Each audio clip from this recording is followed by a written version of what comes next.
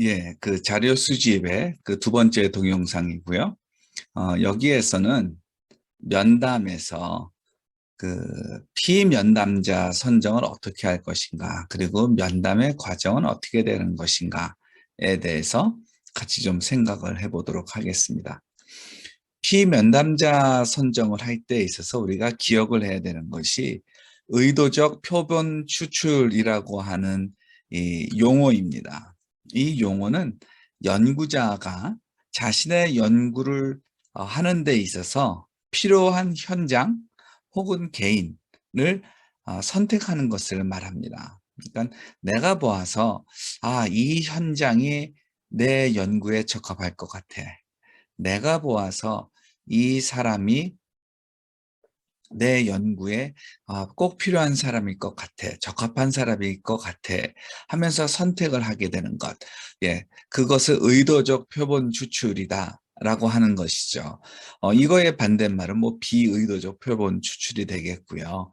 그러면 이거는 뭐 다른 사람이 선정을 해준다든지 아니면 임의적 표본 추출을 한다든지 뭐 그런 것이 되겠습니다. 자, 피면담자 선정을 하는 데 있어서 가장 핵심적인 것이 무엇이냐 하면은 자신의 생생한 경험을 진술할 수 있는 사람이어야 합니다. 예, 자신의 생생한 경험을 진술할 수 있는 사람, 특별히 정말 잘 진솔하게 구체적으로 자유롭게 충분히 표현할 수 있으면 더욱더 좋겠지요. 예. 자, 물론 이 질적 연구 방법론 우리가 5가지를 살펴보았는데 그 5가지 방법론에 따라서 그 적합한 피면담자는 조금씩 다를 수 있기는 합니다. 그렇지만 하여튼 그 자신의 경험을 생생하게 진술할 수 있는 사람이라고 하는 것, 이거는 매우 중요한 그러한 내용이 될 것 같습니다. 그리고 이 피면담자와 동등한 위치에 있는 사람을 추천받는 것이 좋습니다. 무슨 말이냐 하면 피면담자들이 연구자의 뭐라 그럴까요? 학생이거나 아니면 연구자의 그 부하 직원이거나 뭐 이랬을 때는 좀 적합하지 않다라고 하는 것이고요. 예, 그래서 피면담자와 동등한 관계가 되는 사람. 그랬을 때 아무래도 피면담자는 좀 더 자유를 느낄 수가 있지 않겠습니까? 그런 면에서 그렇고요. 그리고 이 피면담자는 직접 그 연락을 해야 합니다.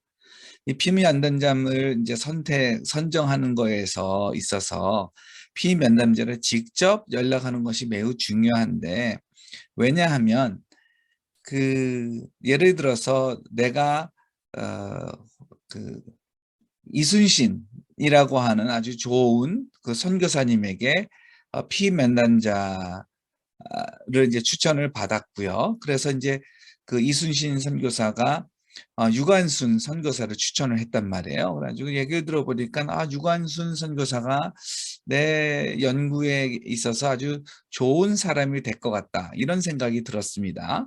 네, 좋아요.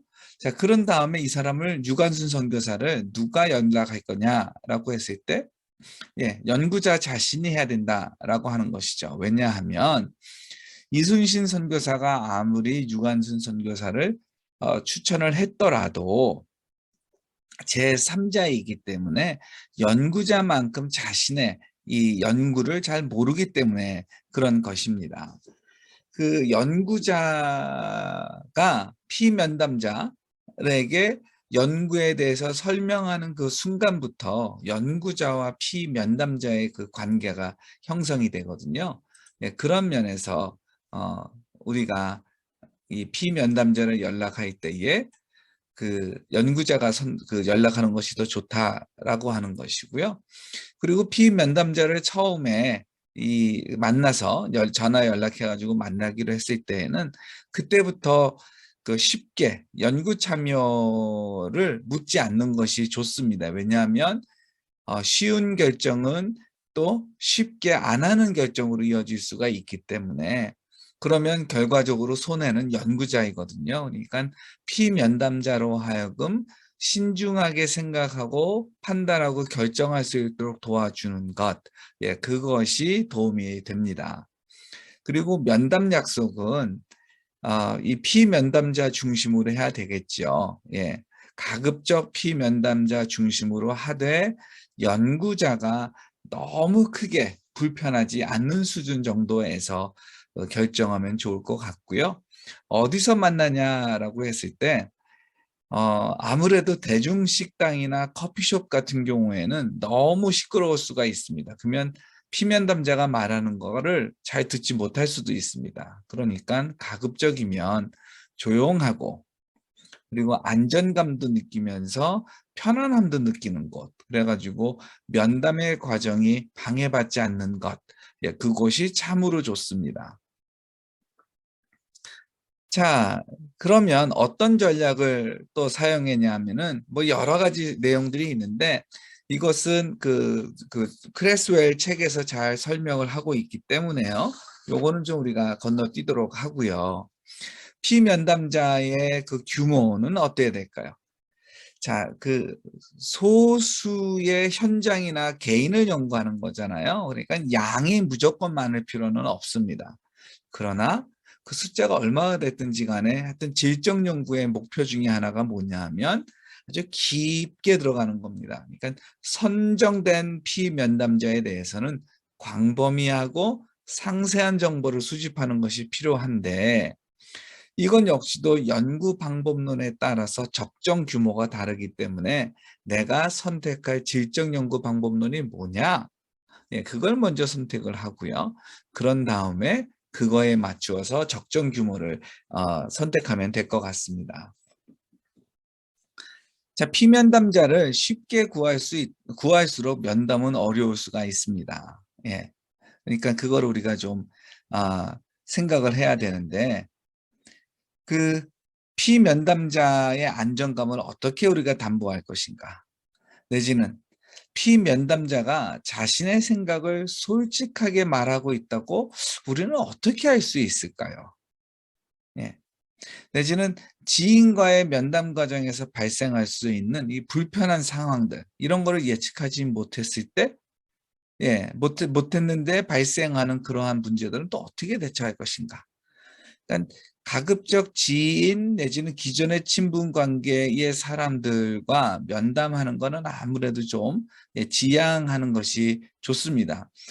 사실 저 같은 경우에 제가 면담한 연구 중에 이 질적 연구를 사용한 연구 중에 하나가 제가 가르치는 학생들을 대상으로 한 어떤 그러한 연구였었습니다.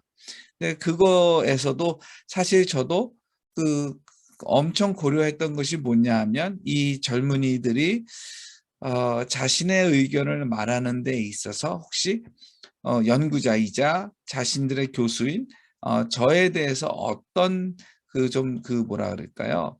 좀 조심히 하는, 불편해하는 것이 없을까? 예, 그러한 것들을 참 많이 걱정했었던 그런 기억이 나는데요.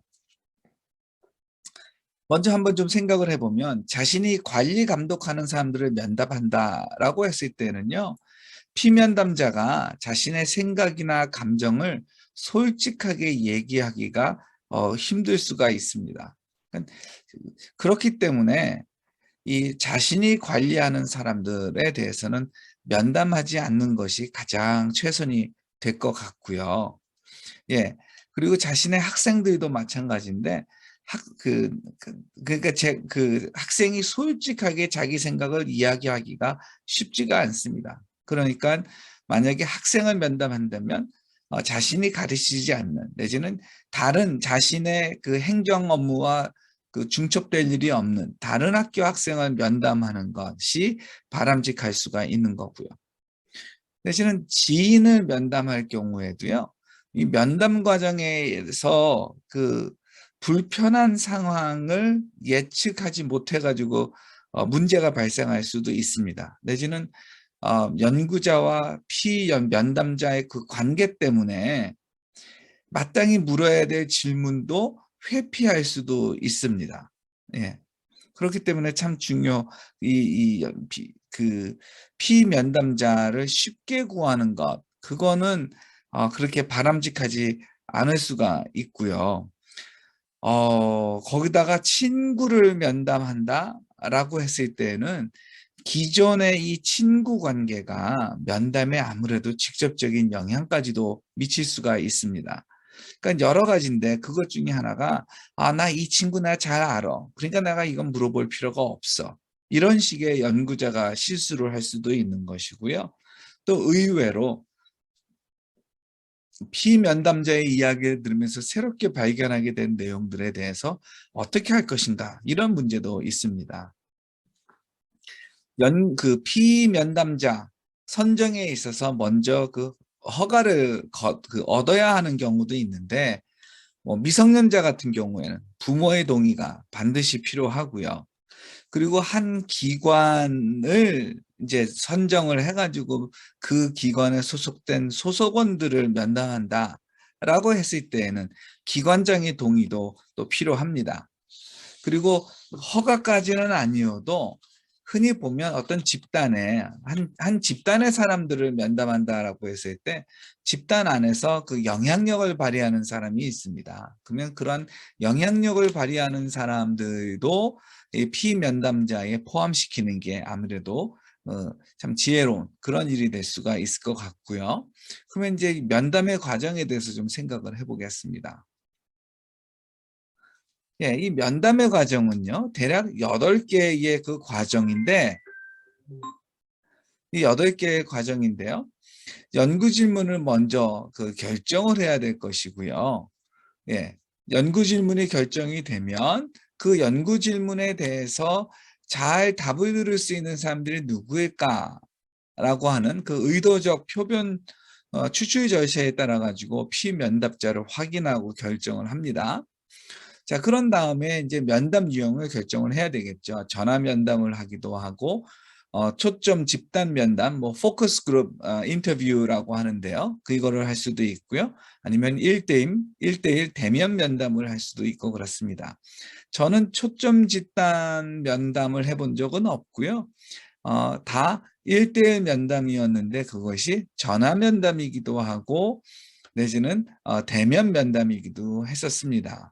예, 이 전화 면담이 아무래도 편하기도 합니다. 그런데 또 한편으로는 아무래도 이 그 큐가 적기 때문에 힌트가 주기 때문에 이 정황이 주는 이 힌트가 적기 때문에 또 어려운 점도 있습니다. 하여튼 이렇게 그 결정을 한 다음에 이런 이제 준비를 하고요. 그러면 이 피면담자에게 면담 이 지침서를 준비해 가지고 제공을 하는 겁니다. 이건 뭐냐 하면 이 면담이 어떻게 진행이 될 것이고요. 무엇을 위한 것입니다. 이런 것들을 설명을 해 주는 것입니다. 예, 그러면 피면담자가 조금 더 마음의 안전감을 느끼겠고요. 또 조금 더 질문에 대해서 좀 대답을 잘 준비할 수 있지 않을까 싶고요. 자, 그런 다음에 전체에 대해서 다 면담을 실시하는 것이 아니라 1명, 2명 정도 먼저 사전 조사를 한번 실시를 해 보는 겁니다. 자, 이거를 했을 때에 연구자 스스로 면담이 어떤 방향으로 진행이 될 수가 있겠구나. 어떤 내용들이 강조가 될 수도 있겠구나. 어떤 이렇게 그 미리 좀 그 추측이 가능해지는 그러한 그 장점이 있다라고 얘기할 수가 있고요. 그리고 또 이런 질문도 해야 되는 거구나 하면서 그 면담을 더 잘 준비할 수 있는 그런 계기가 됩니다. 자, 6번째로 이 피면담자와 적절 한 장소와 일시에 이제 만나는 것이죠. 그리고 7번째, 그 면담을 시작하기 전에 면담에 대해서 그리고 면담 결과를 사용하는 것에 대해서 동의를 구하는 겁니다. 예. 자, 이때 자세하게 이야기를 해주면 대부분의 면담자들은 마음의 안전감과 편안감을 느끼고선 면담에 더욱더 자유롭게, 더욱더 그 충분히 참여하는 것을 제가 개인적으로 좀 보았습니다. 자, 그리고 면담 중에 적절한 면담 절차를 사용을 하는 것이죠. 예. 자, 그런 다음에 뭐를 해야 될까요? 이런 면담이 끝난 다음에 뭐 고맙다라고 얘기를 해야 될 거고요. 그런 다음에는 이제 이 면담을 끝난 다음에 다시 한번 이제 그 숙고해 보는 한번 돌이켜 보는 그러한 시간을 가지면서 면담으로부터의 이 자료를 더 풍성하게 가지려고 노력을 해야 되겠죠. 예, 다음 동영상에서는요. 면담의 도구 그리고 면담의 기술에 대해서 우리가 같이 생각해 보도록 하겠습니다.